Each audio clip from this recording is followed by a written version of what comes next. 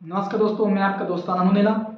आज हम बात करते हैं बीएनएस की धारा 2 की क्लॉज 21 के बारे में, जिसमें बताया गया है जंगम संपत्ति के बारे में कि जंगम संपत्ति किसे कहते हैं। तो आइए समझते हैं जंगम संपत्ति किसे कहते हैं।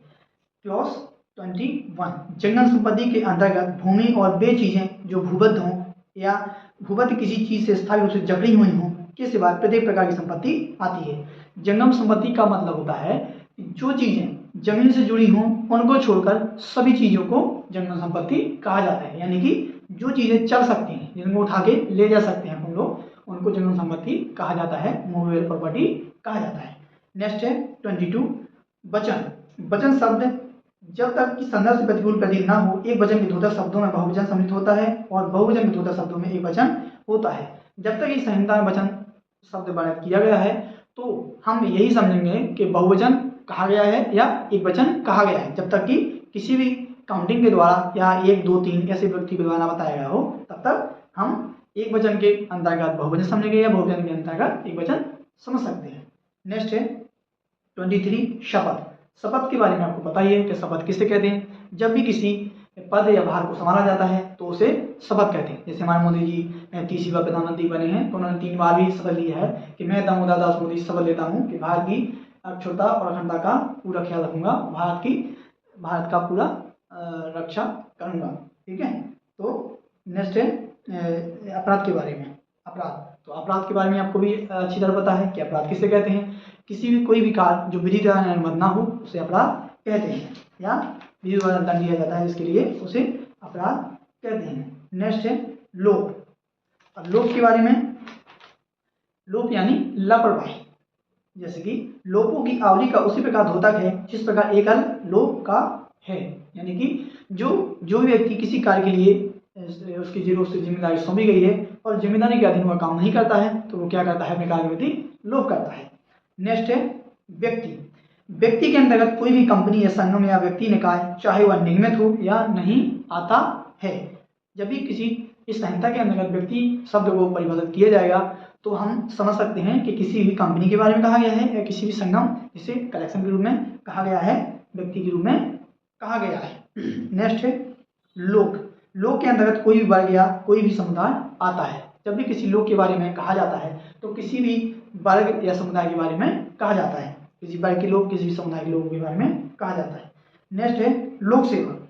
लोक सेवक आपको पता ही है, जो कि पब्लिक सर्वेंट होते हैं, हमारे सरकार द्वारा निर्धारित किए गए लोग होते हैं जो विधि के अधीन कार्य करते हैं, तो उन्हें कहा जाता है लोक सेवक। अब इसमें लोक सेवक की बहुत अधिक परिभाषा दी गई है। तो आप लोगों को एक शब्द में बता दें कि ऐसा प्रत्येक व्यक्ति जो सरकार के अधीन सैलरी प्राप्त करता है या फिर कोई उसके बदले में कोई कार्य करता है तो उसे लोक सेवक कहा जाएगा।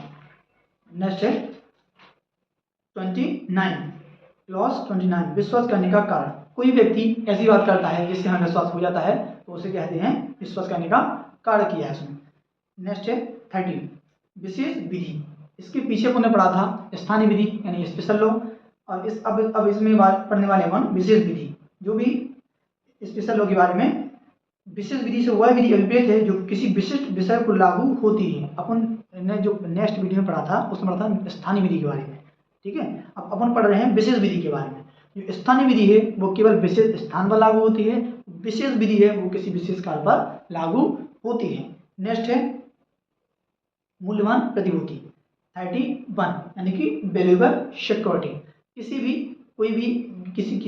बात की या किसी कार्य की गारंटी लेना मूल्यवान प्रतिभूति के अंतर्गत आता है। नेक्स्ट है जलयान। जलयान से कोई चीज अभिप्रेत है जो मानव के या संपत्ति के जल द्वारा प्रभण के लिए बनाई गई हो। जलयान यानी कि पानी में चलने वाला कोई भी ऐसा जहाज या ऐसी कोई वस्तु जिसमें जो जलयान की श्रेणी में आता है। नेक्स्ट है स्वेच्छा। स्वेच्छा का मतलब होता है कोई भी ऐसा कार्य जो अपनी इच्छा के द्वारा किया गया हो, स्वेच्छा की श्रेणी में आएगा। नेक्स्ट है बिल। बिल से कोई वसीयत दस्तावेज अभिप्रेत है, यानी कि कोई भी ऐसी वसीयत है जिसे बनाया गया है या लिखा गया है, तैयार किया गया है, उसे बिल की श्रेणी में रखा जाएगा, उसे क्या कहा जाएगा, बिल कहा जाएगा इस संहिता के अंतर्गत। नेक्स्ट है महिला। महिला से किसी भी आयु की मानव नारी अभिप्रेत है, यानी कि जब भी संहिता के अंतर्गत महिला शब्द का वर्णन किया जाएगा तो किसी भी एज की नारी को देखा जाएगा कि कोई भी किसी भी लड़की या कोई भी नारी हो सकती है। नेक्स्ट है सदोष अभिलाप करना। सदोष अभिलाप में हम बता चुके हैं, यानी कि किसी भी प्रवंचना करके किसी व्यक्ति से गलत तरीका से लाभ प्राप्त करना सदोष लाभ की श्रेणी में आता है। सदोष हानि, किसी व्यक्ति से गलत तरीके से हानि पहुंचाना किसी व्यक्ति को, उस गलत सदोष हानि के रूप में कहा जाएगा। नेक्स्ट है सदोष। इस संहिता का लास्ट क्लॉज है 39। उन शब्दों और पदों के जो इसमें प्रयुक्त हैं और इस संहिता में परिभाषित नहीं है किंतु सूचना प्रौद्योगिकी अधिनियम 2000 और भारतीय न्यायालय सुरक्षा संहिता 2023 में परिभाषित हैं, वही अर्थ होंगे जो क्रमशः उस अधिनियम और संहिता में उनके हैं। तो ये हमारे आज बीएनएस की धारा 2 खत्म हो चुकी है, जिसमें 39 क्लॉज दिए गए हैं, सबकी परिभाषाएं दी गई हैं। इस संहिता में जितनी भी परिभाषा हैं उन सबके बारे में बताया गया है। तो हमने आज अपनी वीडियो के माध्यम से आप सभी को बीएनएस की धारा 2 में जितनी भी परिभाषाएं बताई गई हैं उन सबके बारे में आप लोगों को हमने आज बता दिया है। तो आप लोग आज की वीडियो को देखिए और कल से हम आपको सभी धाराओं की वीडियो, यानी कि बीएनएस की धारा 3 से लेके लास्ट तक की सभी धाराओं के बारे में बताएंगे।